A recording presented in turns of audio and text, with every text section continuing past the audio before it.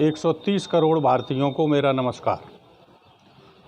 आज हमारे वीडियो का शीर्षक है causes of corona and it's solution. दो सभ्यता और संस्कृतियों के टकराव से पैदा हुआ कोरोना। उसका कारण है कि अगर किसी भी चीज़ को अगर हम देखना चाहते तो एक प्रोवर्ब है, it is not only impossible to find a perfect person, but also in the world there is no person who is perfect. In the same way there is no culture.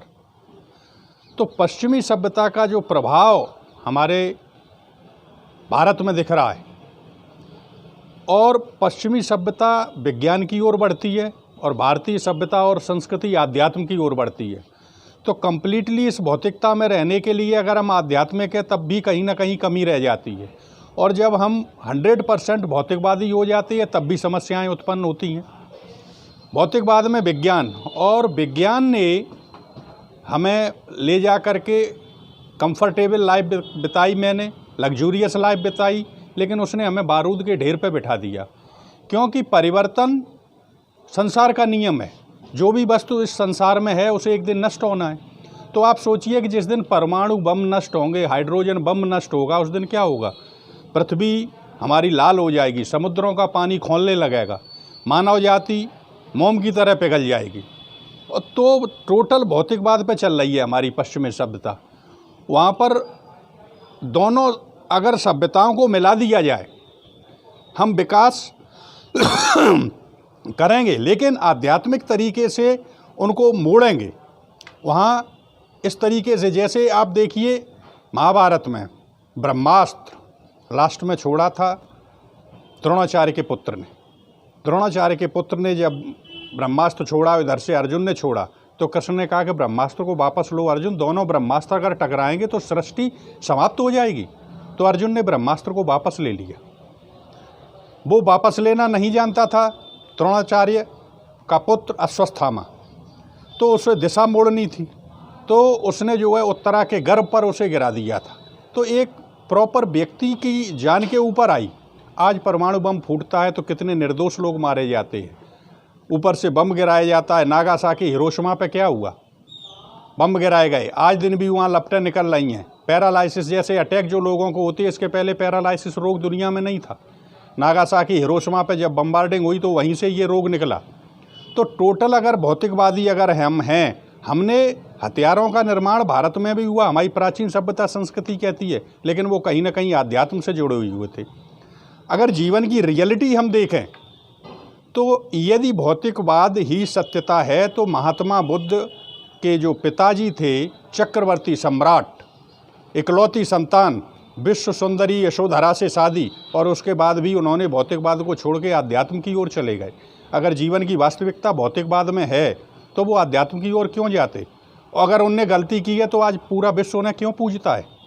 तो हम महान लोगों, वो महान थे, दयानंद महान थे, विवेकानंद महान थे, लेकिन उनकी महानता को ग्रहण कौन करता है?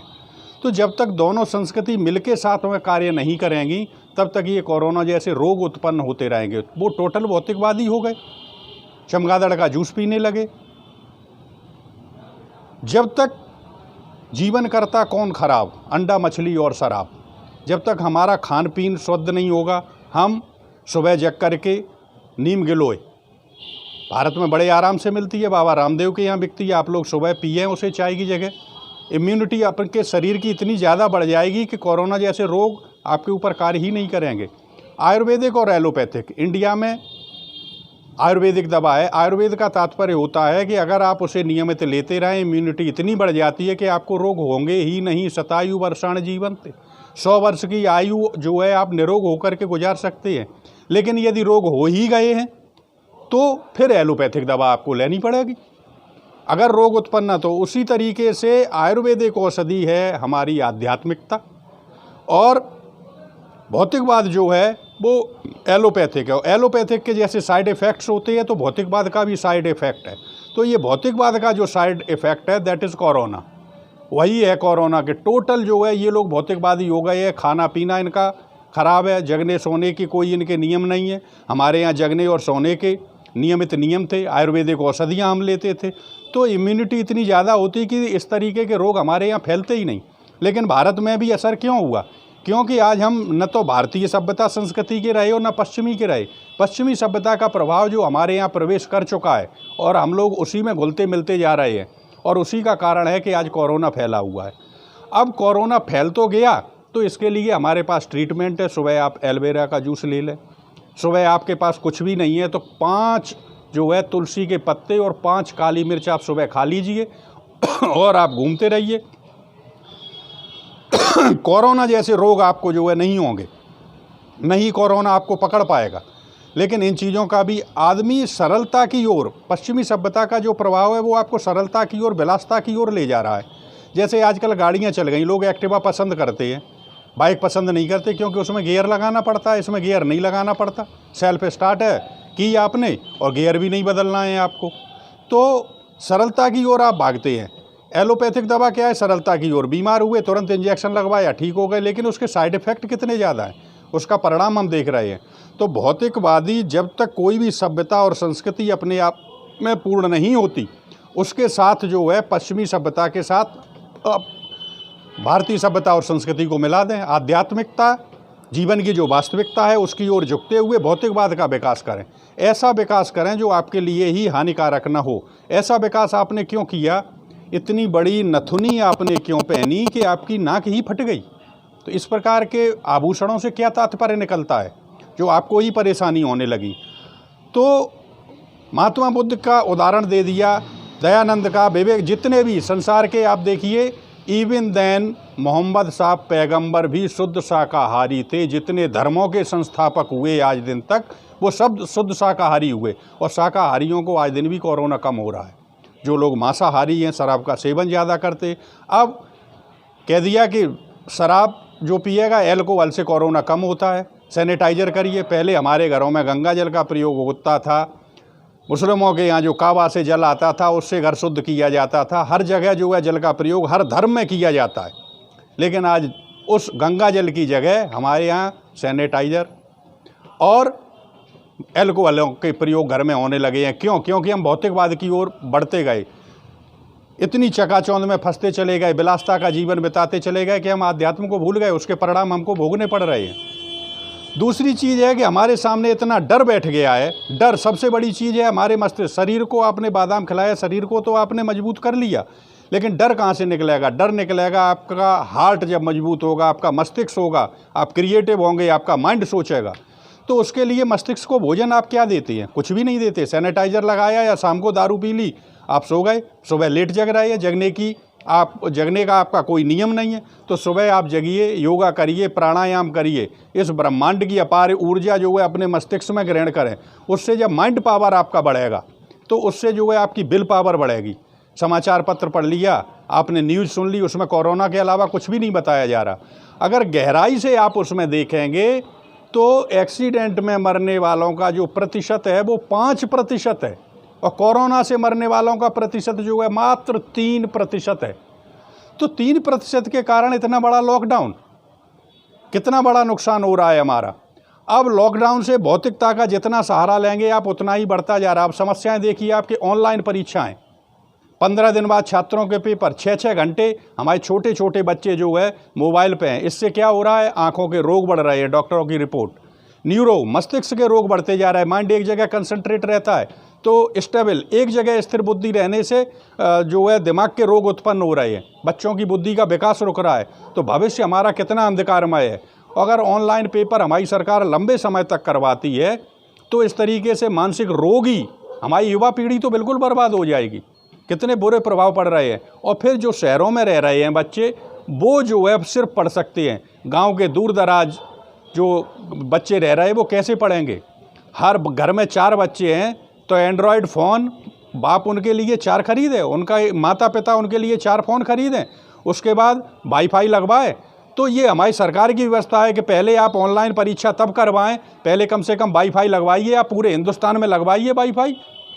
तो वो पढ़ सकते हैं। फिर मोबाइल आप दीजिए, कितने इतने गरीब लोग हैं एक वक्त भूखे सोते हैं, और उनसे आप उम्मीद कर रहे हैं कि अपने बच्चों को पढ़ाने के लिए वो मोबाइल की व्यवस्था करें, ऑनलाइन व्यवस्था। तो ऑनलाइन व्यवस्था जिम्मेदारी सरकार की है, उन गरीबों को कैसे पढ़ाया जाएगा? तो अपने मन को सशक्त करिए। इसके लिए देखिए, जब तक आपके यहाँ डर रहेगा, अभी माता पिता को ये डर है कि बाज़ारों में बच्चा जाएगा, अरे देखिए आपके सारा बाज़ार खोल दिया, सोशल डिस्टेंस का पालन कहाँ हो रहा है?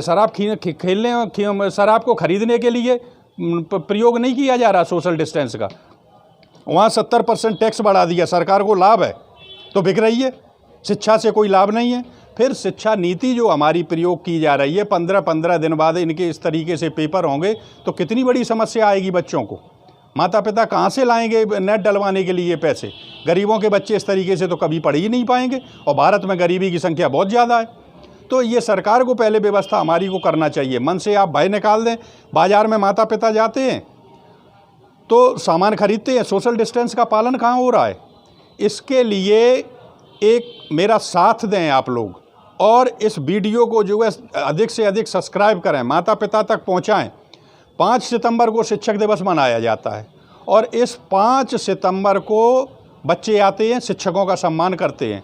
तो मैं उन बच्चों से भी कहना चाहता हूं कि मेरा सम्मान करने की बजाय आप लोगों की ये जिम्मेदारी है कि ये वीडियो जो है सब्सक्राइब करें, शेयर करें, कमेंट्स करें, और अधिक से अधिक बच्चों तक पहुंचाएं। तो 5 सितंबर को शिक्षकों का सबसे बड़ा यही सम्मान होगा कि आप जो है इस वीडियो को शेयर करवाएं, सब्सक्राइब करें, ताकि जो है कम से कम सभी बच्चों को ये जानकारी हो। 5 सितंबर को हम लोग धरने पर बैठेंगे, सरकार से रिक्वेस्ट करेंगे। मैं किसी नियम का उल्लंघन नहीं कर रहा, प्रजातंत्र में अपनी बात को कहने का सभी को अधिकार है, और शांतिपूर्ण तरीके से हम लोग जो है अपनी बात सरकार तक पहुंचाएंगे। और माता पिता से हाथ जोड़कर मेरी विनती है कि अपने बच्चों को उतना ही पढ़वाएं। वैसे ऑनलाइन के मैं बिल्कुल पक्ष में नहीं हूँ, क्योंकि बच्चों पर गलत प्रभाव आ रहे हैं, और आँखों के रोग बढ़ रहे हैं, मस्तिष्क के रोग बढ़ रहे हैं, गरीब बच्चे इससे वंचित रह रहे हैं।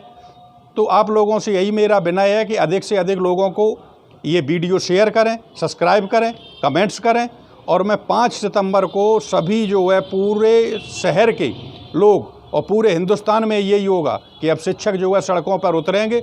और अगर फिर भी सरकार नहीं मानती तो शिक्षक संघ, मैं विनती करता हूँ, चाहे वो कांग्रेस पार्टी हो, चाहे सपा हो, बसपा हो या बीजेपी हो, कृपया आप लोग वोट मांगने के लिए हमारे यहाँ अब ना आएँ। मैं साथ बिल्कुल, शिक्षक संघ आपका कोई साथ नहीं देगा। इसलिए साथ नहीं देगा कि जब हमारी मांगें ही नहीं मानी जा रही हैं, और हर तरीके से सोशल डिस्टेंस अन्य चीज़ों में कहाँ दिख रही है आपको? सिर्फ पढ़ाई पर ही आपको प्रतिबंध लगाना है। अगर प्रतिबंध है तो फिर आप गरीब बच्चों के लिए वाईफाई लगवाएं और व्यवस्था करें। इतना ही मैं कहना चाहता हूँ। नमस्कार।